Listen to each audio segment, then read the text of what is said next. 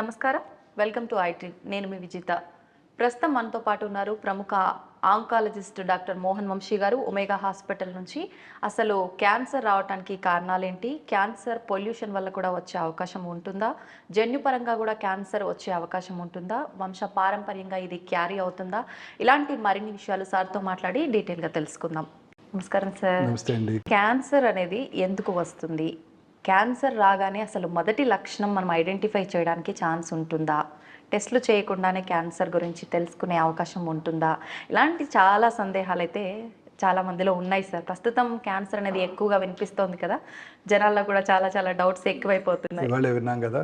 అవును sir. Prince Charles గారికి వారి కోడలు గారికి కూడా క్యాన్సర్. అవునవును. Is 85 and she is probably 30s, early 30s she had a cancer.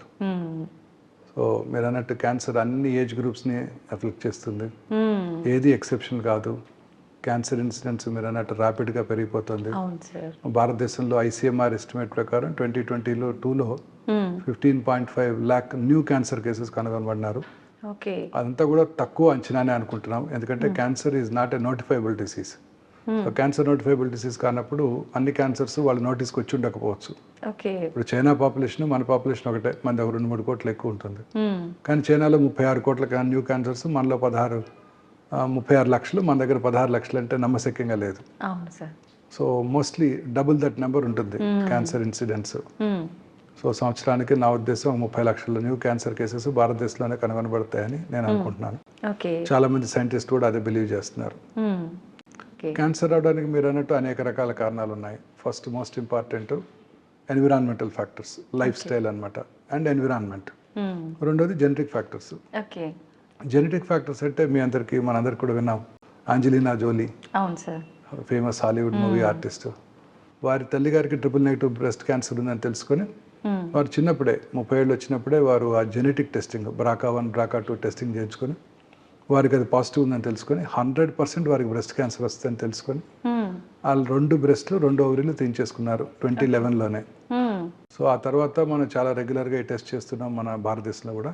చాలా మంది మా పేషెంట్స్ అందరికీ, ovarian cancer patients, breast cancer పేషెంట్స్కి అవి ఐడెంటిఫై చేసినప్పుడు ముందుగానే రిస్క్ రిడక్షన్ సర్జరీ అంటాం. అంటే రిస్క్ తగ్గించడానికి చేసే సర్జరీ, రిస్క్ రిడక్షన్ సర్జరీ. చాలా అందరికి 2 బ్రెస్ట్లు 2 ఓవరీలు తీసేయడం జరుగుతూ ఉంటుంది. అలా తీసేయడం వల్ల అంటే ఛాన్స్ ఉండదా సార్ ఇంకా రావడానికి? తక్కువైపోతుంది, బాగా 99% తక్కువైపోతుంది. సో చాలా కామన్ గా మనం whenever they are positive we counsel them and do it off. చాలా సార్లు చూస్తున్నాం ఇది చాలా రెగ్యులర్ గా. సో మొన్న మధ్యనే Hamsa Nandini famous movie artist, Telugu movie artist, వారికి కూడా బ్రెస్ట్ క్యాన్సర్ ఉందని తెలుసుకున్నారు. వారు కూడా టెస్ట్ చేయించుకొని BRCA1 పాజిటివ్ ఉందని తెలుసుకుని వారు కూడా అనౌన్స్ చేయడం జరిగింది. తను జెనెటిక్ రిస్క్ వలన బ్రెస్ట్ క్యాన్సర్ బారిన పడి వారు ట్రీట్మెంట్ కూడా తీసుకొని సక్సెస్ఫుల్గా సర్వైవ్ అవుతున్నారని వారు అనౌన్స్ చేయడం జరిగింది. సో ఇట్లా ఇది ఒక జన్యుపరమైన కారణం. ఇలానే colonic cancer, familial adenomatous polyposis coli అంటారు. చిన్నప్పుడే వాళ్ళకి 34 ఏళ్ళ వయసులోనే కోలన్ క్యాన్సర్స్ వచ్చేస్తాయి. ఎంటైర్ కోలన్ అంతా కూడా చిన్న చిన్న బుడిపలతో నిండి ఉంటుంది, ఏదో ఒకటి క్యాన్సర్గా మారుతుంది అనమాట. అలాగే మెడులరీ థైరాయిడ్ క్యాన్సర్ అంటారు. పిల్లల్లో అంటే ఫ్యామిలియల్గా చూస్తుంటాం, MEN1 MEN2 అంటారు. MEN2 మల్టిపుల్ ఎండోక్రైన్ నియోప్లేషియాలో 2లో ఈ మెడులరీ కార్సినోమా చూస్తుంటాం. థైరాయిడ్ క్యాన్సర్ ఇది కూడా వంశపారంపర్యంగా వస్తుంది. ఇది రెట్ జీన్ అంటారు, RET జీన్. ఇది కనుక ఆ ఫ్యామిలీలో ఉన్నట్టయితే ఆ పిల్లలకి 1 year లోపల మనం థైరాయిడెక్టమీ చేసేయాలి. 1 year లోపల పుట్టిన 1 year లోపల థైరాయిడెక్టమీ చేస్తే ఆ క్యాన్సర్ రాకుండా ఉంటుంది వాళ్ళకి. ఇంకా అసలు ఛాన్సే ఉండదు. సో ఇట్లా అనేక రకాలైన జన్యుపరమైన కారణాల వల్ల మనం క్యాన్సర్ చూస్తున్నాం. ఇప్పుడు సైంటిస్టులు కూడా బిలీవ్ చేసేది అదేనండి, క్యాన్సర్ జన్యుపరమైన మ్యుటేషన్ వల్లే వస్తుంది. జన్యుపరమైన మ్యుటేషన్ అంటే తల్లిదండ్రుల నుంచి వచ్చిందని కాదు. ఇప్పుడు ఇందాక మనం చదివింది జర్మ్-లైన్ మ్యుటేషన్స్, మనం విన్నది అది తల్లిదండ్రుల నుంచి రావచ్చు. అసలు యాక్చువల్లీ క్యాన్సర్ రావడానికి గల కారణం ఏంటి? నార్మల్గా ఎవరో ఒక ఇండివిజువల్ 40 ఏళ్ల vegetarian person, didn't have any habits, smoking, alcohol ఏమి లేదు, ఇంట్లో తప్ప బయట ఫుడ్ కూడా తినరు, ఆఫీస్ జాబ్, పొల్యూషన్ కూడా లేదు, సాఫ్ట్వేర్ ప్రొఫెషన్లో సడన్ గా స్టమక్ క్యాన్సర్ చూస్తున్నాం. వాళ్ళు అడుగుతారు పేషెంట్స్, మన ఏమి అలవాట్లేవు డాక్టర్ గారు, ఎందుకు వచ్చింది, చిన్నపిల్లాడు 40 years just started his life అని అడుగుతుంటారు. సో వీటికల కారణం కూడా జన్యుపరమైన మ్యుటేషనే. అంటే ఓకే. తల్లిదండ్రుల నుంచి వచ్చిందని కాదు, మన బాడీలో అబౌట్ 22,000 ప్రోటాన్ కోడింగ్ జీన్స్ ఉంటాయి. ఓకే. అందులో ఒక 500 to 600 క్యాన్సర్ కారక జన్యువులు ఆంకోజెన్స్ని సైంటిస్టులు ఐడెంటిఫై చేశారు. ఓకే. ఈ జెన్స్లో వచ్చే మ్యుటేషన్సే క్యాన్సర్గా మారుతుంటాయి. మారుతుంటాయి. సో ఇప్పుడు సైంటిస్టులు అంతా కూడా రీసెర్చ్ అంతా దీని మీదే జరుగుతుంది. ప్రతి పేషెంట్కి కూడా జన్యుపరమైన మ్యుటేషన్ ఏమిటి తెలుసుకొని ఆ మ్యుటేషన్ని టార్గెట్ చేసే మెడిసిన్ ఏమైనా ఉంటే దాన్ని కనుక టార్గెట్ చేస్తే మనం ఆ క్యాన్సర్ని కంట్రోల్ చేయవచ్చు అని చాలా వరకు. ఓకే. ఇప్పుడు ఈ జన్యుపరమైన మ్యుటేషన్ టెస్ట్ చేసుకోవడానికి ట్యూమర్ని టెస్ట్ చేయొచ్చు, లేదా లిక్విడ్ బయాప్సీ అంటారు. లిక్విడ్ బయాప్సీ అంటే పేషెంట్ ఒక బ్లడ్ నుంచి తీసుకొని, ఓకే, బ్లడ్లో క్యాన్సర్ సెల్స్ ఉంటాయి, సర్క్యులేటింగ్ ట్యూమర్ సెల్స్ అంటారు.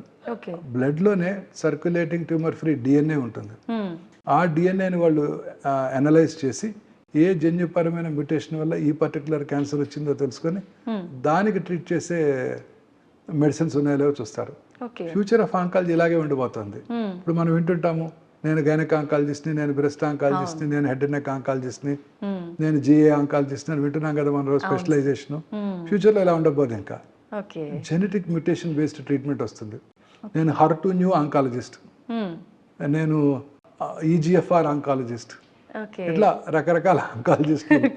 జన్యుపరమైన మ్యుటేషన్, ఈ జన్యుపరమైన మ్యుటేషన్ ఏ క్యాన్సర్ కైనా వర్తిస్తుంది. అంటే పెరోటిడ్ ట్యూమర్ కి అలాగే లంగ్ క్యాన్సర్ కూడా ఒకటే జన్యుపరమైన మ్యుటేషన్ ఉండొచ్చు, ఆ రెండింటికి ఒకటే ట్రీట్మెంట్ ఇవ్వాల్సి రావచ్చు. అలా ఉండబోతుంది ఫ్యూచర్. సో ఫ్యూచర్ అంతా ఇలానే ఉండబోతుంది. బ్లడ్ టెస్ట్ చేసుకుని ఆ బ్లడ్ టెస్ట్ లో ఉన్న సర్క్యులేటింగ్ ట్యూమర్ ఫ్రీ డిఎన్ఏని తీసుకొని ఈ టెస్ట్ చేసుకొని జన్యుపరమైన టెస్టింగ్, ఫౌండేషన్ వన్ టెస్టింగ్ అంటారు, అది చేసుకొని ఏ మ్యూటేషన్ వల్ల ఏ క్యాన్సర్ వచ్చిందో చూసుకొని ఆ క్యాన్సర్ని, ఆ మ్యూటేషన్ని టార్గెట్ చేసే డ్రగ్స్ ఉన్నాయా లేవో చూసుకొని వాటిని టార్గెట్ చేసినట్టయితే క్యాన్సర్ని కంట్రోల్ చేయవచ్చు. అదే బ్లడ్లో సర్క్యులేటింగ్ ట్యూమర్ సెల్స్ కూడా ఉంటాయి. ఇప్పుడు క్యాన్సర్ సెల్స్, బ్రెస్ట్లో క్యాన్సర్ వచ్చింది, లంగ్లో క్యాన్సర్ వచ్చింది, అవి శరీరంలో దాని యొక్క క్యాన్సర్ యొక్క మోస్ట్ ఇంపార్టెంట్ ప్రాపర్టీ ఏంటండి, ఆ బ్లడ్ ద్వారా శరీరంలో ఇతర భాగాలకు పాకుతుంటుంది. ఆ బ్లడ్లో మనకి 1 మిలియన్ డబ్ల్యూబీసీస్ ఉంటాయి, 1 బిలియన్ ఆర్బీసీ ఉంటాయి 1 ml బ్లడ్లో. ఒక 5 నుంచి 10 సర్క్యులేటింగ్ ట్యూమర్ సెల్స్ ఉంటాయి. ఆ సర్క్యులేటింగ్ ట్యూమర్ సెల్స్ని మనం ఐడెంటిఫై చేసి ఆ సర్క్యులేటింగ్ ట్యూమర్ సెల్స్ని ఐసోలేట్ చేసి ల్యాబ్లో వాటిని గ్రో చేసి ఏ రకమైన యాంటీ క్యాన్సర్ డ్రగ్కి లొంగుతుందో తెలుసుకునే పద్ధతి కూడా, టెక్నాలజీ కూడా ఇప్పుడు మనకు అందుబాటులోకి వచ్చేసింది. అంటే already process available. So biopsy కూడా లేకుండా మనం క్యాన్సర్ని నిర్ధారించవచ్చు, అది ఏ రకమైన క్యాన్సర్ తెలుసుకోవచ్చు, దేనికి లొంగుతుందో తెలుసుకోవచ్చు, ఏ జన్యుపరమైన మ్యూటేషన్ వల్ల ఈ క్యాన్సర్ వచ్చిందో తెలుసుకోవచ్చు ఒక 10 ml బ్లడ్ నుంచి. ఇదంతా కూడా మనం చేసేయగలుగుతాం. This is not the future, present status of oncology. So ఇది జన్యుపరమైన కారణాలు. ఇక రెండో కారణం ఎన్విరాన్మెంటల్ ఫ్యాక్టర్స్. ఇవి మోస్ట్ ఇంపార్టెంట్. ఫస్ట్ లో most important lifestyle. Environment అంటే పొల్యూషన్, మనం రోజు చూసుకునే పొల్యూషన్, మన చుట్టూ ఉండే పొల్యూషన్, అనేక ఎస్పెషల్లీ అర్బన్ ఏరియాస్లో pollution, automobile pollution, industrial pollution ఎక్కువగా ఉంటుంది. అందుకే భారతదేశంలో కూడా అర్బన్ ఏరియాస్లోనే క్యాన్సర్ ఎక్కువగా చూస్తున్నాం మనం, రూరల్ ఏరియాస్తో కంపేర్ చేసినట్టయితే. అర్బనైజేషన్ పెరిగే కొద్దీ క్యాన్సర్ ఇన్సిడెన్స్ ర్యాపిడ్గా పెరిగిపోతుంది. అర్బనైజేషన్ పెరిగే కొద్దీ ర్యాపిడ్గా పెరిగిపోతుంది. ఇంకా దాని గురించి మనం తప్పించుకునే ఛాన్స్ అయితే లేదు కదా సార్? కేర్ తీసుకోవాలంటే ఏమైనా తీసుకునే ఛాన్స్ ఉందంటారా? ఎలా మేడం, రోజు మనం వాడేది మార్నింగ్ లెగిస్తే synthetic toothpaste, plastic brush, plastic tumbler, plastic bucket, plastic బాటిల్లో వాటర్ తాగుతాం, కార్లోకి వెళ్తాము, కార్లో అంతా ప్లాస్టిక్ ఎన్విరాన్మెంట్ అంతా కూడా మనం ఎలా అవాయిడ్ చేయగలుగుతాం? పొల్యూషన్. మీరు సిగరెట్ తాగక్కర్లేదు, మా ఒమేగా హాస్పిటల్ బయట కూర్చోండి ఒక 5 నిమిషాలు, మీ కార్ కోసం వెయిట్ చేస్తూ 20 సిగరెట్లు తాగిన పొల్యూషన్ వచ్చేస్తుంది. అంత పొల్యూషన్ ఉంటుంది ఇప్పుడు. దేశం అంతా పొల్యూషనే. అనేక రకాలైన మెజర్స్ తీసుకున్నప్పటికీ మీరు ఢిల్లీలో చూస్తున్నారు కదా, రోజు పేపర్లో వింటున్నాం, most polluted city in the world Delhi. So అది మనకి హైదరాబాద్లో కొంచెం వరకు ఫార్చునేట్, వాళ్ళకి చాలా ఎక్కువ ఉంది పొల్యూషన్. సో ఇండస్ట్రియల్ పొల్యూషన్స్ అన్నీ ఎక్కువైపోతున్నాయి, వీటి వల్లే క్యాన్సర్స్ అధికంగా వస్తున్నాయి అర్బన్ ఏరియాస్లో. అవే కాకుండా మన లైఫ్ స్టైల్, మనం తీసుకునే ఆహారం, ఈ సాచురేటెడ్ ఫ్యాటీ యాసిడ్ ఉండే ఈ పిజ్జాలు, బర్గర్లు, అన్ని రకాల రీయూజ్డ్ ఆయిల్స్, మిర్చి బండి దగ్గర ఉండే మిర్చీలు అవన్నీ రీయూజ్డ్ ఆయిలే కదా మేడం. పకోడీలు, టేస్టీగా పకోడీలు. టెంప్టింగ్ గా టేస్టీగా కనిపిస్తాయి. వీటన్నిటి నిండా రీయూజ్డ్ ఆయిల్సే కదా మేడం. ఇవన్నీ కూడా క్యాన్సర్ కారకాలే. Okay. High fatty diet, red meat ఇవన్నీ కూడా క్యాన్సర్ కారకాలేనండి. మైక్రో ఓవెన్లో చేసే ఫుడ్, హీట్ చేసే ఫుడ్, ఓకే. ప్లాస్టిక్ కంటైనర్స్లో ఉండే ఫుడ్, ఇవన్నీ కూడా క్యాన్సర్ కారకాలేనండి. వైట్ రైస్ తీసుకోవడం వల్ల కూడా క్యాన్సర్ వచ్చే అంటే ఛాన్స్ ఈ ఉందా సార్? వైట్ రైస్ అనేది ఊబకాయం. వైట్ రైస్లో విటమిన్స్ ఏ ఉండవు, అన్నీ కూడా ఇదైపోతాయి. తినడానికి టేస్టీగా ఉంటుంది తప్ప జస్ట్ రిఫైన్డ్ కార్బోహైడ్రేట్ మన బాడీలోకి వస్తుంది. ఓకే. కార్బోహైడ్రేట్, ఈ రిఫైన్డ్ కార్బోహైడ్రేట్ మనకి డేంజరస్ అండి. దీన్ని సింపుల్ కార్బోహైడ్రేట్స్ అంటారు, లైక్ వైట్ షుగర్ లాగా. ఇవి రెండు కూడాను మనకు ఉపకారం కలిగిస్తాయి, అనేక రకాలైన ఎలిమెంట్స్ వస్తాయి. ఇవన్నీ కూడా డేంజరసేనండి. Cardiac diseases, coronary artery disease, cerebrovascular accidents, ఇవన్నీ కూడా ఈ వైట్ షుగర్, వైట్ రైస్ వల్ల చాలా ఎక్కువగా ఉంటాయండి. అందుకే చక్కగా మన hand pound rice, parboiled rice లేదా బ్రౌన్ రైస్ అంటాం, ఇవి చాలా సుపీరియర్ అన్నమాట. అలాగే సాల్ట్ ఎక్కువగా తీసుకున్నా కూడాను అనేక రకాలైన ఎలిమెంట్స్, క్యాన్సర్స్ కూడా రావచ్చు. అలాగే వైట్ మైదా తయారు చేసే క్రమంలో అనేక రకాలైన కెమికల్స్ వాడటం జరుగుతుంది దాన్ని వైట్ కలర్ చేయటం కోసం. సో అవన్నీ కూడా క్యాన్సర్ కారకాలు. అవన్నీ కూడా పొటాషియం, బ్రోమైడ్, అనేక రకాలైన కెమికల్స్ వాడతారు. ఇవన్నీ కూడా క్యాన్సర్ కారకాలే. మా రోజు వాడే కలరింగ్ ఏజెంట్స్, మన చైనీస్ డిషెస్లో వాడే అజినమోటో, అలాగే చిల్లీ 65, వాటెవర్ పన్నీర్ 65, అన్నీ కూడాను కలరింగ్ ఏజెంట్స్, అవన్నీ కూడా డేంజరసేనండి. నిన్ననే విన్నాము, కర్ణాటకలో గోబీ మంచూరి బ్యాన్ చేశారు, మంచూరియన్ ఐటమ్స్ బ్యాన్ చేశారు. కలరింగ్ ఫుడ్ ఏజెంట్స్ అన్ని కూడా డేంజరసేనండి. అజినమోటో, ఇవన్నీ కూడా టాక్సిక్ సబ్స్టెన్సెస్. చిన్నపిల్లలకి ఇప్పటి నుంచి అవి పెట్టామంటే వాళ్ళకి పెద్ద అయ్యేసరికి మనం వాళ్ళందరిలో ప్రాబ్లమ్స్ ఎక్కువ అవుతుంటాయి. తర్వాత అదే పీచు మిఠాలో ఉండే రోడమిన్ బి మొన్న తమిళనాడు, పాండిచ్చేరి గవర్నమెంట్స్ బ్యాన్ చేశాయి. కలరింగ్ ఏజెంట్స్, రెడ్ కలర్ వచ్చే ఏజెంట్స్ అన్ని కూడా, అవన్నీ కూడాను చాలా డేంజరస్ సబ్స్టెన్సెస్. ఈ లైఫ్ స్టైల్లో ఫుడ్ అనేది మోస్ట్ ఇంపార్టెంట్ అండి. రెండోది దురలవాట్లు. ఈ ఆల్కహాల్ తాగేవాళ్ళు అనేక రకాలైన క్యాన్సర్స్ వస్తాయి. Chronic liver disease, liver cancers, oesophageal cancer, అనవాహిక క్యాన్సర్స్, కోలన్ క్యాన్సర్, పెద్ద పేగుల్లో cancer. And it is directly related. అంటే ఎక్కువ ఆల్కహాల్ తాగితే ఎక్కువ క్యాన్సర్ వచ్చే అవకాశాలు ఉంటాయి.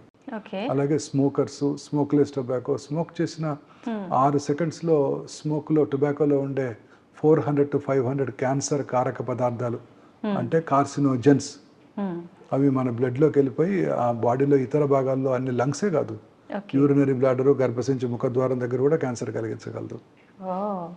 అలాగే చాలా మంది స్మోక్లెస్ టొబాకో, గుట్కాలు, కైని, తంబాకు ఇవన్నీ అంటుంటారు. ఇవన్నీ నోట్లో తింటాను, నోట్లో నములుతాను, ఊసేస్తాను, నేను దాన్ని లోపలికి ఇంజెస్ట్ చేయను, అది నాకు క్యాన్సర్ కలిగించదని చాలా మంది ఫీల్ అవుతుంటారు. అది నోట్లోనే కాకుండా నోటి యొక్క మ్యూకోజా నుంచి అబ్జర్వ్ చేయబడి శరీరంలో ఇతర భాగాల్లో కూడా క్యాన్సర్ కలిగిస్తాయి. అంత డేంజరస్. చాలా మంది భ్రమలో ఉంటున్నారు. చాలా మంది స్మోకర్స్ అనుకుంటూ ఉంటారు, ఒక 20 years స్మోక్ చేసి ఆపేసి 40 ఏళ్ళు అయింది, ఇంకా నాకు రాదు క్యాన్సర్ అనుకుంటారు. లేదు, ఆ పాపం వెంటాడుతూనే ఉంటుంది. ఎప్పుడో ఆపేసినా వస్తూనే ఉంటుంది. చాలా మంది అంటారు, నేను 40 years స్మోక్ చేశానండి, నాకు ఏం ప్రాబ్లం లేదు, మొన్న 6 నెలల క్రితం ఆపేశాను, వెంటనే క్యాన్సర్ వచ్చింది అంటారు. వాళ్ళ వైఫ్ కూడా అడుగుతుంటారు, సార్ ఇలా ఆపటం వల్లే వచ్చిందండి అని అడుగుతారు. True, very true, absolutely wrong అండి. సో టొబాకో అన్ని రకాలుగా హాని చేస్తుంది. ఇప్పుడు గవర్నమెంట్ పబ్లిక్ ప్లేసెస్లో టొబాకోని బ్యాన్ చేసేసారు. సో తాగాల్సింది ఇంట్లోనే. ఆఫీస్లో తాగిన పక్కన వాళ్ళు ఎంప్లాయీస్ ఊరుకోరు కదా. సో ఇంట్లో తాగితే చిన్నపిల్లలు, వైఫ్కి, పిల్లలకి ఎస్పెషల్లీ టెండర్ ఏజ్లో వారు వదిలే స్మోకు, వారి లైటెడ్ ఎండ్ ఆఫ్ సిగరెట్ నుంచి వచ్చే ప్యాసివ్ స్మోకు పిల్లల మీద ఎఫెక్ట్ చూసి పిల్లల్లో కూడా క్యాన్సర్ కలిగిస్తుంది. అంటే ఈ పొల్యూషన్ అధికంగా ఉన్న పట్టణాలన్నీ కూడా, ఉదాహరణకి మన స్టేట్లోనే రామగుండం చూడండి, super thermal power plant, where coal is burned, open cast mines, fertiliser plant, ఇండియాలో బిగ్గెస్ట్ ఫెర్టిలైజర్ ప్లాంట్ అక్కడే ఉంది. తర్వాత గ్రానైట్ డస్ట్, ఈ ఇండస్ట్రియల్ టౌన్స్ అన్నిట్లో కూడా క్యాన్సర్ ఇన్సిడెన్స్ ఎక్కువగా ఉంటుందండి. ఈ థర్మల్ పవర్ ప్లాంట్ చుట్టూ ఉన్న 1 kilometer రేంజ్లో ఉన్న వాళ్ళందరికీ క్యాన్సర్ వచ్చే అవకాశాలు చాలా ఎక్కువగా ఉంటాయండి. అయితే సార్, మనకు ఇప్పుడు సిటీలో ఇళ్ల పైనే సెల్ ఫోన్ టవర్స్ ఇలాంటి వాటి వల్ల కూడా సెల్ టవర్స్ వల్ల కూడా క్యాన్సర్ వస్తుందండి. 800 meters ఏరియాలో వస్తాయి, క్యాన్సర్స్ వచ్చే అవకాశాలు ఎక్కువగా ఉంటాయి. బట్ ఇప్పుడు గవర్నమెంట్ ఆఫ్ ఇండియా ఆ రెగ్యులేషన్స్ విధించింది. ఇంత ఏరియాలో ఉండకూడదు, దాని నుంచి ఒకటే టవర్ ఉండాలి. ఇప్పుడు అన్ని కంపెనీస్ ఒకటి చోట పెట్టేస్తున్నాయి. అవును. అలా పెట్టకుండా కొన్నే పెట్టేటట్టు దాని నుంచి వచ్చే డ్యామేజ్ కంట్రోల్ చేయడానికి కొన్ని చర్యలు తీసుకోవడం జరిగింది. సో అందువలన ఇప్పుడు అంటే there are some stringent laws to prevent it. ఇంతకు ముందు లా కాకుండా government of India has realised and వాళ్ళు స్ట్రింజెంట్ లాస్ పెట్టారు, ఇలా పెట్టకూడదు, అన్ని ఓ చోట పెట్టకూడదు, సో అలా రెసిడెన్షియల్ ఏరియాలో పెట్టకూడదు అని కొన్ని లాస్ ఎనాక్ట్ చేయడం జరిగింది. అందువల్ల తగ్గింది అనమాట. మనకు ఆ టవర్స్ వల్ల ఎక్కువగా ఎలాంటి క్యాన్సర్స్ వచ్చే అవకాశం ఉంటుంది సార్? అన్ని రకాల క్యాన్సర్స్. సెల్ ఫోన్ యూసేజ్ వల్ల కూడా క్యాన్సర్ రావచ్చండి, మనకు తెలియదు ఇంకా. అందుకే పిల్లలకి డెఫినెట్ గా సెల్ ఫోన్ ఇవ్వకూడదు. చిన్నప్పటి నుంచే వాళ్ళు సెల్ ఫోన్ కి అలవాటు పడితే వాళ్ళకి ఆ సెల్ ఫోన్ నుంచి వచ్చే రేడియేషన్ కిరణాలు రేడియేషన్ ఎఫెక్ట్ చేయవచ్చు. అంటే కొత్త న్యూ సెల్ ఫోన్స్ నుంచి వచ్చే రేడియేషన్ డోస్ తక్కువగా ఉంటుందండి. బట్ ఓల్డెన్ డేస్ లో GSM-2 ఫోన్స్ లో రేడియేషన్ డోస్ చాలా ఎక్కువ. వాళ్ళకి పెరోటిడ్ క్యాన్సర్, బ్రెయిన్ క్యాన్సర్ వచ్చే అవకాశాలు ఎక్కువగా ఉంటాయని WHO 2017లోనే వార్న్ చేసింది. లక్కీగా ఆ ఫోన్స్ ఇప్పుడు అవుట్ ఆఫ్ లేవు కాబట్టి బాధ లేదు. అలాగే మన లైఫ్ స్టైల్ అండి, రాత్రిపూట ఎక్కువసేపు లేచి ఉండటం. మనం ప్రశాంతంగా రాత్రిపూట 9కో 10కో పడుకుంటే మనకి ఎర్లీ మార్నింగ్ మెలటోనిన్ అనే హార్మోన్ ఉత్పత్తి అవుతుంది. అది ప్రిఫరబుల్లీ లైట్ లేకుండా పడుకోవాలి. ఎర్లీగా పడుకొని లైట్ లేకుండా పడుకుంటే మెలటోనిన్ అనే హార్మోన్ ఉత్పత్తి అవుతుంది. సో మీరు మనం పడుకోలేదనుకోండి, రాత్రి 12 దాకా టీవీ చూస్తూ ఆ స్క్రీన్ చూస్తూ ఆ తర్వాత మళ్ళీ మొబైల్ స్క్రీన్ బ్లూ స్క్రీన్ చూస్తూ పడుకుంటే డెఫినెట్గా హార్మోన్ ఉత్పత్తి ఉండదు, క్యాన్సర్ వచ్చే అవకాశాలు ఎక్కువైపోతాయి. అలాగే ఇప్పుడు ఈ గచ్చిబౌలిలో మనం చూసే బిల్డింగ్స్ అంతా రాత్రిపూట అంతా there are well lit towers. అంటే అనేక వేల మంది young girls and young gentlemen work there. వాళ్ళందరూ కూడా నైట్ షిఫ్ట్స్లో పనిచేస్తారు. అంటే they have to, because they are working for their BPO offices. So వాళ్ళందరిలో కూడా ఆ లైటెడ్ ఎన్విరాన్మెంట్లో ఉండే వాళ్ళలో ఈ క్యాన్సర్ వచ్చే అవకాశాలు చాలా ఎక్కువ ఉంటాయండి. ఆ రిథమ్ దెబ్బతింటుంది అనమాట. పగలు పని చేసుకోవాలి, ముఖ్యంగా ప్రిఫరబుల్లీ ఎండలో కూడా ఎక్కువసేపు ఉండాలి, కష్టపడి పని చేయాలి. ఆ తర్వాత రాత్రిపూట ఎర్లీగా పడుకోవాలి, లైట్ లేకుండా పడుకోవాలి.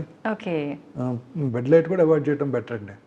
ఒకవేళ బెడ్ లైట్ తప్పనిసరి మనకి భయంగా ఉందనుకుంటే రెడ్ కలర్ బెడ్ లైట్ తక్కువ ఇన్ఫ్లుయెన్స్ కలిగిస్తుంది అంట. Red colour sir?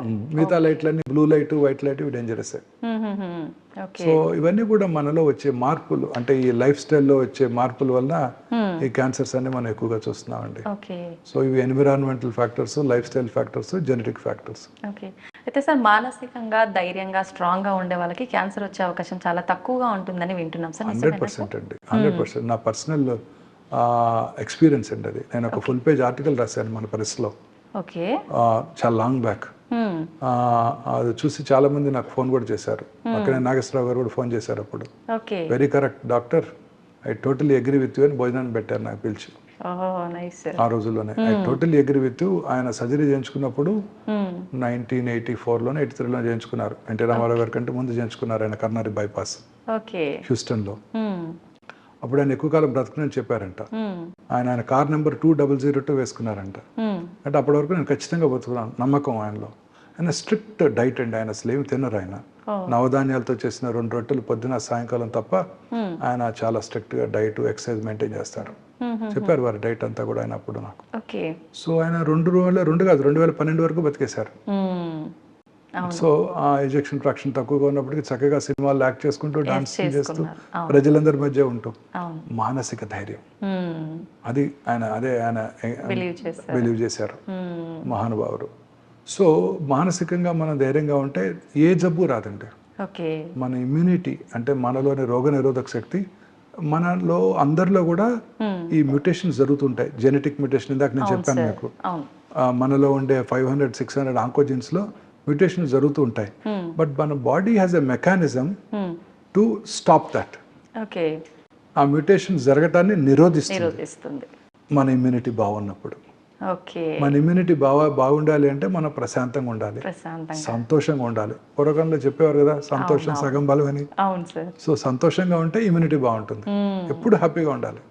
హ్యాపీగా ఉంటే ఏ జబ్బులు రావు. కరోనా రాదు, కరోనరీ ఆర్టరీ డిసీజ్ రాదు, క్యాన్సర్ రాదు. పెద్దవాళ్ళు ఏ మాట చెప్పినా అది మనకు పనికొచ్చే మాటలు చెప్తారు. ప్రశాంతంగా తొందరగా నిద్రపోయి రాత్రిపూట లైట్ లేకుండా పడుకొని పొద్దున్నే చక్కగా హ్యాపీగా కష్టపడి పని చేస్తే అంటే చీకు చింత లేకుండా కష్టపడి పని చేస్తే ఏ జబ్బులు రావు. ఎంతమంది ఏ జబ్బులు లేవు కదండి. అవును సార్. ఎక్కడున్నాయి ఇన్ని జబ్బులు? లేవు. 20 ఏళ్ల క్రితం నేను 22 ఏళ్ల క్రితం బసవతారకం హాస్పిటల్ డైరెక్టర్గా నేను టేక్ ఓవర్ చేసుకున్నప్పుడు అదొక్కటే క్యాన్సర్ హాస్పిటల్. ఓకే. అంటే 2 ట్విన్ స్టేట్స్లో ప్రైవేట్లో ఓకే. హార్డ్లీ 40-45 పేషెంట్స్ ఉండేవారు. ఇవాళ 45 హాస్పిటల్స్ ఉన్నాయి. 2 డికేట్స్లో నా కళ్ళ ముందు జరిగింది. ఎక్కడా బెడ్ ఖాళీ లేదు. హాస్పిటల్ పెరిగిపోతున్నాయి, పేషెంట్లు పేషెంట్లు ఎక్కువైపోతున్నారు. క్యాన్సర్ హాస్పిటల్ 45 ఉన్నాయి. దేశంలో ఎన్ని వందల క్యాన్సర్ హాస్పిటల్స్ ఉన్నాయండి. అవును సార్. ఎంత ఇన్వెస్ట్మెంట్ వస్తుంది క్యాన్సర్ ట్రీట్మెంట్ కోసం. అనేక రకాల neuro equipment, lot of research. అన్నిటికన్నా ఎక్కువ రీసెర్చ్ క్యాన్సర్ మీద జరుగుతుందండి. ఈవెన్ డ్యూరింగ్ కరోనా టైం ఆ 2 years కూడా కరోనా మీద కన్నా క్యాన్సర్ మీద ఎక్కువ ఆర్టికల్స్ పబ్లిష్ అయ్యాయి. ఓకే. సో అంత ఉపద్రవం వచ్చినా కూడా cancer is the main this thing. ఎందుకంటే దీన్ని మనం ఇంకా కాంకర్ చేయలేకపోతున్నాం. అనేక రకాల న్యూ క్యాన్సర్స్ వస్తున్నాయి. మనం ఏదో కొత్త మందు కనుక్కుంటున్నాము, ఆ మందుని రెసిస్టెన్స్ కూడా వచ్చేస్తుంది. అంటే cancer cells are much smarter than scientist అండి. They develop mechanism to overcome this thing అనమాట. 3 కోర్సులు కీమోథెరపీ ఇస్తాము, చక్కగా ట్యూబర్ అంతా తగ్గిపోద్ది, చాలా హ్యాపీగా ఉంటాము. పేషెంట్ కూడా చెప్తాం బాగా తగ్గిందండి, ఇంకో 3 కోర్సులు ఇద్దామండి అంటాం. ఇంకో 3 కోర్సుల తర్వాత పెట్ స్కాన్ చేస్తే పెరిగిపోద్ది. ఎందుకని సార్ అట్లా? అది డెవలప్ రెసిస్టెన్స్. ఓకే. అది సో ఒక సీనియర్ సర్జన్ చెప్పారు, డాక్టర్ ఎస్ఎస్ రెడ్డి గారని, very famous man surgeon. Osmania medical college principal గాను సూపరింటెండెంట్ గాను చేశారు. Well reputed surgeon. The unpredictable biological behaviour of the cancer makes the most predictable treatment unpredictable. అంటే దాని behaviour ఎలా ఉంటుందంటే ఎంత మంచి ట్రీట్మెంట్ ఇచ్చినా రిజల్ట్స్ ఎలా ఉంటాయో చెప్పలేము. మన చేతుల్లో ఏమీ లేదు. ఓకే. రూపు మార్చేసుకుంటుంది, దాని ఎలా బిహేవ్ చేస్తుందో తెలియదు. అందుకనే అందుకే సైంటిస్టులు అంతా దీని మీద వర్క్ చేస్తున్నారు. అంతా జెనోమిక్స్, జెనెటిక్ మ్యూటేషన్స్. మొన్నే విన్నాం ఒక breaking news. 25 rectal cancer patients 4th stage వచ్చిన సింపుల్ డ్రగ్ ఇమ్యూనోథెరపీ, జోస్టెరులుమాబ్ అనే డ్రగ్ ఎండోమెట్రియల్ క్యాన్సర్ వాడతారు. వీళ్ళకి ఇవ్వడం జరిగింది యూఎస్ఏలో. 25 మంది క్యూర్ అయిపోయారు. అఫ్ కోర్స్ కొన్ని క్రైటీరియా ఉన్నాయి. మైక్రోస్టాటిలైట్ ఇన్స్టెబిలిటీ అనేది హైగా ఉండాలి వాళ్ళతో. ఇమ్యూన్ థెరపీకి లొంగుతుంది. ఇమ్యూన్ థెరపీకి లొంగుతున్నట్టయితే మనం ఇమ్యూనోథెరపీ ఇస్తే మన ఓన్ ఇమ్యూనిటీ పెరిగి ఆ క్యాన్సర్ని టార్గెట్ చేస్తుంది. సో ఫ్యూచర్ ఆఫ్ ఆంకాలజీ ఇలానే ఉండబోతోంది. టార్గెటెడ్ థెరపీలు, ఇమ్యూనోథెరపీలు అంతా కూడా. Surgical oncologist will be out of work. అంటే మాకు పెద్దగా పని ఉండదు. ఇప్పుడు క్యాన్సర్ అంటే మనం ఫండ్ సర్జరీ చేస్తారా, సర్జరీ చేసే స్టేజ్లో ఉందా, రాడికల్ సర్జరీ చేస్తారా, చేసిన తర్వాత కీమోలు, రేడియేషన్ ఉంటాయా, ఇంకా ఫ్యూచర్లో ఇలా ఏమి ఉండబోదు. ఫ్యూచర్ అంతా రాగానే పేషెంట్ ఆఫీస్కి రాగానే బ్లడ్ తీసుకొని, డాక్టర్ సార్లు బ్లడ్ తీసుకొని క్యాన్సర్ సెల్స్ని ఏ రకమైన క్యాన్సర్ ఉందో సర్క్యులేటింగ్ ట్యూమర్ సెల్స్ని ఐడెంటిఫై చేసి దాని ల్యాబ్ టెస్ట్కి పంపించి ఏ డ్రగ్కు లొంగుతుందో తెలుసుకుంటారు. ఇటు పక్కన cancer circulating tumour free DNA తీసుకొని మ్యూటేషన్ టెస్ట్ చేయించుకుంటారు. చేయించుకొని ఆ మ్యూటేషన్ టార్గెట్ చేసే మెడిసిన్స్ ఏమైనా ఉంటాయో చూసుకుంటారు. ఇలా ఫ్యూచర్ ఆఫ్ ఆంకాలజీ మారిపోబోతుందండి.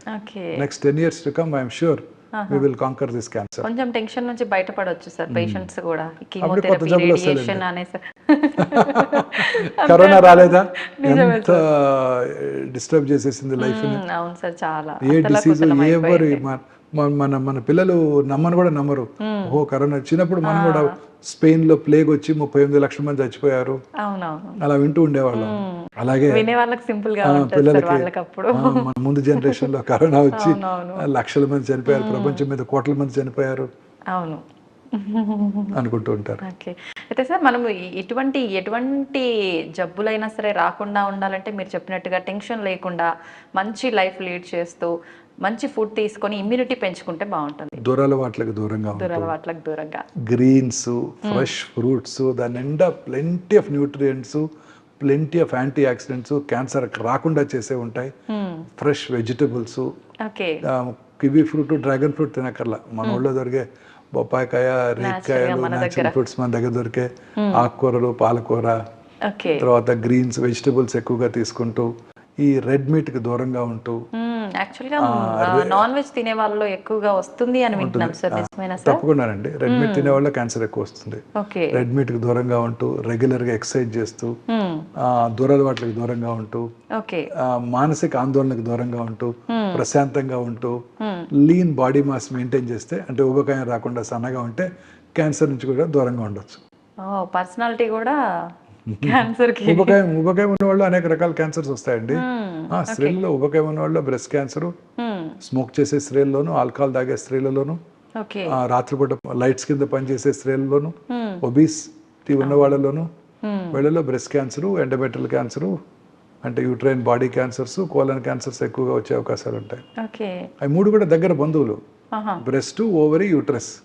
ఒకటి వచ్చిన వాళ్ళకి బ్రెస్ట్ క్యాన్సర్ వచ్చిన వాళ్ళకి ఓవరీ యూట్రస్ వచ్చే అవకాశాలు ఎక్కువ. అలాగే ఓవేరియన్ క్యాన్సర్ వచ్చినా, ఎండోమెట్రియల్ క్యాన్సర్ వచ్చినా బ్రెస్ట్ క్యాన్సర్ వచ్చే అవకాశాలు ఎక్కువ. ఓకే. అయితే చిన్న పిల్లల్లో కూడా క్యాన్సర్ వచ్చే అవకాశం ఉంది అంటున్నారు చాలా కామన్ గా చూస్తామండి చిన్నపిల్లల్లో. ఎందుకని సార్ చిన్న పిల్లల్లో కూడా ఎందుకు అనేది కారణం తెలియదు. జన్యుపరమైన మ్యుటేషన్, అది తల్లిదండ్రుల నుంచి వచ్చిందని కాదు. జన్యుపరమైన మ్యుటేషన్ అంటే తల్లిదండ్రుల నుంచి వచ్చిందని కాదు. We really don't know what is the cause. పిల్లల్లో బ్లడ్ క్యాన్సర్స్ ఎక్కువగా చూస్తుంటాం. బట్ గుడ్ థింగ్ ఏంటంటే పిల్లల్లో వచ్చే బ్లడ్ క్యాన్సర్స్ క్యూర్ అయ్యే అవకాశాలు ఎక్కువ ఉంటాయి. కంప్లీట్ గా క్యూర్ అవుతాయా సార్? ఓకే. చాలా, అందుకే చాలా మంది చాలా చోట్ల పీడియాట్రిక్ ఆంకాలజీ సెంటర్స్ అన్ని కూడాను చాలా యాక్టివ్గా ఉంటాయి. వాళ్ళకి మందులు కూడా డొనేట్ చేస్తుంటారు. ఎందుకంటే హ్యాపీగా చిన్నపిల్లాడు బ్రతికి 30 ఏళ్ళ తర్వాత గుర్తుపెట్టుకుంటాడు. అడియార్ క్యాన్సర్ ఇన్స్టిట్యూట్లో కూడా పీడియాట్రిక్ వింగ్ ఉండేది. సో అక్కడంతా కూడా పిల్లలు చాలా యాక్టివ్గా పిల్లల కోసం, అప్పుడు వాళ్ళు కూడా ఫ్రీ ట్రీట్మెంట్ పిల్లలందరికీ అక్కడ. అనేక రకాల సబ్సిడీలు ఇచ్చేవాళ్ళు. డాక్టర్ శాంత గారు, డాక్టర్ కృష్ణమూర్తి గారు, లైవ్లీగా ఉంటుంది. వాళ్ళు క్యూర్ అయిపోతాయి. అండ్ పిల్లలు ట్రీట్మెంట్ని కూడా బాగా విత్స్టాండ్ అవుతారండి. నేను కూడా చూస్తుంటాను, నా దగ్గర చాలా మంది పిల్లలు ట్రీట్ చేస్తుంటాం కదా, వాళ్ళు పాప ఎగ్జామ్స్ బాగా చదువుకుంటుంటారు. It's an inspiration to the doctor also. పొద్దున్నే లేచి నేను 6 గంటలకే రౌండ్స్కి వస్తాను, వాళ్ళు 5:30కే లేచి చదువుకుంటుంటారు. ఎగ్జామ్స్కి వాళ్ళు వచ్చి పాస్ అయ్యారని చెప్తారు. ఒక అమ్మాయి ఎంబీబీఎస్ పాస్ అయ్యి నాకు వచ్చి కలిసింది. నేను ట్రీట్ చేశాను ఓవేరియన్ జర్మ్ సెల్ ట్యూమర్. పిల్లల్లో వచ్చే క్యాన్సర్స్ క్యూర్ అయ్యే అవకాశాలు కూడా ఎక్కువగా పిల్లలంటే ఏజ్ వాళ్ళలో వచ్చే ఛాన్స్ అన్ని రకాల ఏజ్ గ్రూప్, 5 అన్ని రకాల ఏజ్ గ్రూప్ 20 వరకు కూడా. ఇప్పుడు హిమటలాజికల్ మలిగ్నెన్సీస్ చాలా కామన్గా చూస్తుంటాం. సెంట్రల్ నర్వస్ సిస్టమ్ ట్యూమర్స్ ఎక్కువగా చూస్తుంటాం. అలాగే సాఫ్ట్ టిష్యూ ట్యూమర్స్ ఎక్కువగా చూస్తుంటాం. జర్మ్ సెల్ ట్యూమర్స్ ఓవరీలోను, టెస్టిస్లోను చూస్తుంటాం. ఇవన్నీ కూడా క్యూర్ అయ్యే అవకాశాలు ఎక్కువ. మనకి ఇట్స్ వర్త్ ట్రీటింగ్ దెమ్. వాళ్ళ మీద ఇన్వెస్ట్ చేయటం, కొంచెం ఏదైనా సబ్సిడీ ఇచ్చి ట్రీట్ చేయటం వర్త్ ఇట్. ఎందుకంటే మన కళ్ళ ముందు పెరుగుతారు, వాళ్ళు బాగా చదువుకుంటారు. అది వచ్చినప్పుడే కష్టం చూశారు కాబట్టి వాళ్ళకి తెలుస్తుంది. అయితే పెరిగే పిల్లలు కదా సార్, చాలా గ్రాటిఫైయింగ్ గా ఉంటుంది. అనగానే ట్రీట్మెంట్ ప్రాసెస్ లో పెద్దవాళ్ళే తట్టుకోలేక పిల్లలు చాలా బాగా తట్టుకుంటారు. అసలు ఏం సైడ్ ఎఫెక్ట్స్ ఉండవు వాళ్ళకి, అసలు ఏమి ఉండవు వాళ్ళకి. పిల్లలకున్న ఇమ్యూనిటీ మనకు ఉండదు కదా, వాళ్ళకున్న పవరు ఉండదు వాళ్ళకి. సో వాళ్ళు చాలా బాగా తట్టుకుంటారు. కీమోథెరపీ అద్భుతంగా విత్స్టాండ్ అవుతారు. చాలా లైవ్లీగా. అసలు వాళ్ళు ఎక్కడా కూడా అది కనపడదు. ఆ ఇంజెక్షన్ ఇప్పుడంతా కీమో పోర్ట్ వచ్చింది కాబట్టి పెయిన్లెస్గా ఇవ్వగలుగుతున్నాము. చాలా అద్భుతంగా రియాక్ట్ అవుతారు, రెస్పాండ్ అవుతారు, తట్టుకుంటారు. పెద్దలే బాధపడుతుంటారు పిల్లలకు వచ్చిందని. బట్ వాళ్ళకి తెలియదు కదా చిన్న వయసులో ఆ డెలికేట్ అనగానే ఇంకా అంటే డెత్ అనే ఒక థాట్ లోనే ఉండిపోతారు సార్ చాలా పెద్దవాళ్ళు. చిన్నవాళ్ళకి తెలియదు కదా, సో వాళ్ళు మానసికంగా ధైర్యంగా ఉంటారు, క్యాన్సర్ కూడా జయిస్తారు. అది కూడా ఇంపార్టెంటే. ఇది క్యాన్సర్ వచ్చిందని కూడా ఆ పిల్లాడికి తెలియదు. ఇది డెడ్లీ డిసీజ్, తల్లిదండ్రులు ఇంత ఖర్చు పెడుతున్నారని కూడా వాళ్ళకి తెలియదు. వాళ్ళు హ్యాపీగానే ఉంటారు. వాళ్ళకి ఏం తెలుసు, ఏదో హాస్పిటల్కి వస్తారు, ట్రీట్ చేసుకుంటారు, వెళ్ళిపోతారు. చాలా బాగా రెస్పాండ్ అవుతారండి. అన్యూజువల్గా ఉంటుంది. మీరు వాళ్ళని చూస్తే మీరే ఆశ్చర్యపోతారు. చాలా బాగా కీమోథెరపీ తట్టుకుంటారు. మోస్ట్లీ కీమో సెన్సిటివ్ ట్యూమర్సే ఉంటాయి. అద్భుతంగా రెస్పాండ్ అవుతారు, పెరుగుతూ ఉంటారు, బాగా చదువుకుంటారు, హెల్తీగా యాక్టివ్ అయిపోతారు వాళ్ళు. అసలు ఇట్స్ ఒక డిఫరెంట్ ఎక్స్పీరియన్స్ అండి. చాలా బాగుంటుంది వాళ్ళతో. క్యూర్ అయిపోతాయి వాళ్ళు. పెద్దవాళ్ళు అయినాక మనకు గ్రాటిఫైయింగ్ ఉంటుంది వాళ్ళని చూస్తే. 15-20 ఏళ్ళ తర్వాత వాళ్ళని చూస్తే మనకి చాలా సాటిస్ఫైయింగ్గా ఉంటుంది. అమ్మయ్య, ఒక పిల్లాడిని క్యూర్ చేశారు, నా ముందు ఉన్నాడు. సో డాక్టర్ కూడా ఇలాంటి ఇంపార్టెంట్ అంటే మాకు కూడా కొంచెం ఎంకరేజింగ్ ఉంటుంది. 15 ఏళ్ళ క్రితం, 30 ఏళ్ళ క్రితం నేను చేసిన బ్రెస్ట్ క్యాన్సర్ పేషెంట్ తిరిగి వచ్చి 30 ఏళ్ళ తర్వాత చాలామంది వచ్చారు. ఓకే. వాళ్ళ పిల్లలు పుట్టి వాళ్ళ పిల్లలు తీసుకొని నా దగ్గరికి వచ్చినప్పుడు నాకు కూడా చాలా ఎంకరేజింగ్గా ఉంటుంది. ఆ రోజంతా చాలా ఎంతూజియాస్టిక్గా ఉంటాం. అవును సార్. అయితే సార్ ఒకసారి క్యాన్సర్ వచ్చి తగ్గింది అనుకున్న వాళ్ళకు మళ్ళీ సడన్గా అది వచ్చే అవకాశం ఉంటుంది. వచ్చిన వాళ్ళు కూడా చాలా మంది ఉన్నారు. పిల్లల్లో టోటల్గా క్యూర్ అవుతుంది అంటారు. ఎదిగే కొద్ది మళ్ళీ వచ్చే అవకాశం ఏమైనా తక్కువ, చాలా తక్కువ అండి, చాలా తక్కువ. ఎందుకంటే అడల్ట్స్లో తిరిగి వస్తుంటాయి, తిరిగి రావడానికి రెగ్యులర్ చూస్తుంటాము. తిరిగి రావడానికి అనేక రకాలైన కారణాలు కూడా ఉన్నాయి. నేను ఇందాక చెప్పాను మానసిక ఆందోళన, అది కూడా వెరీ ఇంపార్టెంట్ అండి. చాలాసార్లు ఏదో కొడుకు డివోర్స్ రావటం, వాళ్ళ జబ్బు తిరిగి రావటం, ఇలాంటివి కూడా చూస్తుంటాం. ఒక లేడీకి హస్బెండ్ చనిపోయారు, వారికి జబ్బు తిరిగి వచ్చింది. చనిపోయినప్పుడు లేదు, 6 నెలలకు తిరిగి వచ్చింది. సో మానసిక ఆందోళన. సో క్యాన్సర్ వచ్చిన వాళ్ళు, క్యాన్సర్ ట్రీట్మెంట్ అయిపోయిన వాళ్ళు కూడా మానసికంగా ధైర్యంగా ఉంటే, సంతోషంగా ఉంటే they can win over this disease. మన అలోపతి ట్రీట్మెంట్ అంటే ఇంగ్లీష్ వైద్యం ఎంత ఇంపార్టెంటో, ఈ మానసిక ఆందోళన తట్టుకొని బయటపడటం, మానసికంగా ధైర్యంగా ఉండటం అంతే ఇంపార్టెంట్. ఓకే. అయితే సార్ క్యాన్సర్ రాకుండానే ముందుగానే మనము ఇంజెక్షన్లు కానీ అట్లాంటి వ్యాక్సిన్లు కానీ ఏమైనా తీసుకునే అవకాశం ఉందా సార్? అలాంటి అందుబాటులో ఉన్నాయా? ఉన్నాయి కదండి. ఇప్పుడు గర్భసంచి ముఖద్వార క్యాన్సర్కి వ్యాక్సిన్ అందుబాటులో ఉంది. ఓకే. మన పిల్లలందరికీ కూడా 10-12 ఏళ్ళు రాగానే వాళ్ళకి ఒక సెల్ ఫోన్ ఇచ్చే బదులు ఈ వ్యాక్సిన్ కనుక గిఫ్ట్ చేసినట్టయితే వాళ్ళకి జీవితాంతం ఆ క్యాన్సర్ తిరిగి రాదు. ఓకే. అదే హెచ్పివి వైరస్ వల్ల ఆ క్యాన్సర్ వస్తుందండి. కాజ్ అండ్ ఎఫెక్ట్ రిలేషన్ ఉంది. సో ఈ హెచ్పివి వైరస్ అని ఇంటెలిజెంట్ వైరస్. అదేంటంటే ఇప్పుడు కరోనా వైరస్ ఇన్ఫెక్షన్ వచ్చింది అనుకోండి, మనకి వెంటనే యాంటీబాడీస్ డెవలప్ అవుతాయి. సో రెండోసారి మనకు వచ్చినప్పుడు వీఆర్ వెల్ ప్రిపేర్డ్.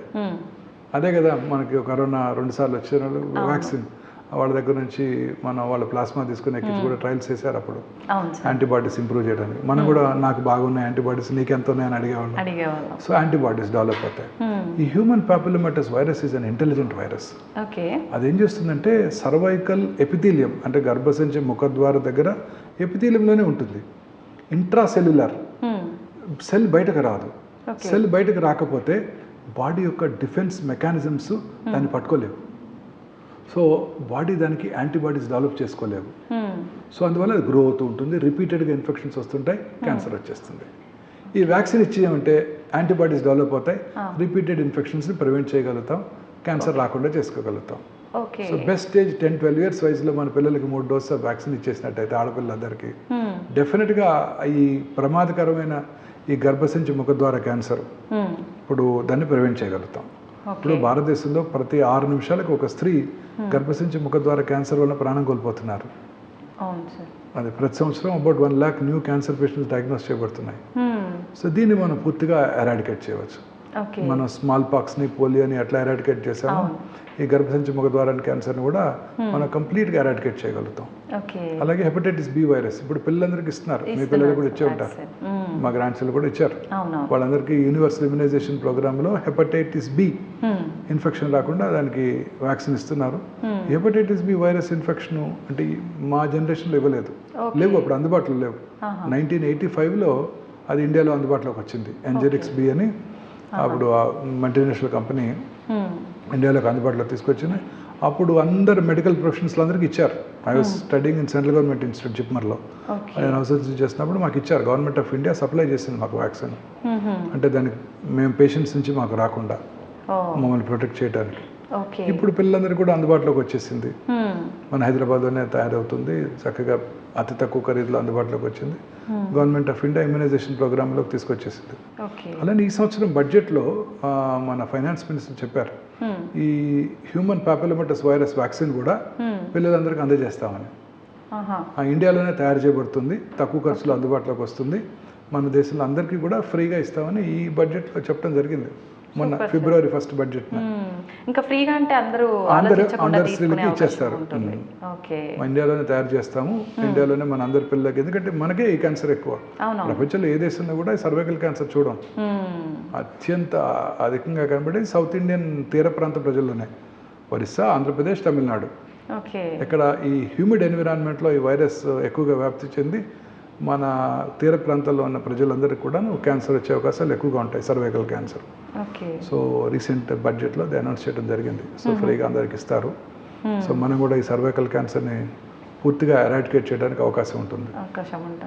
ఓకే.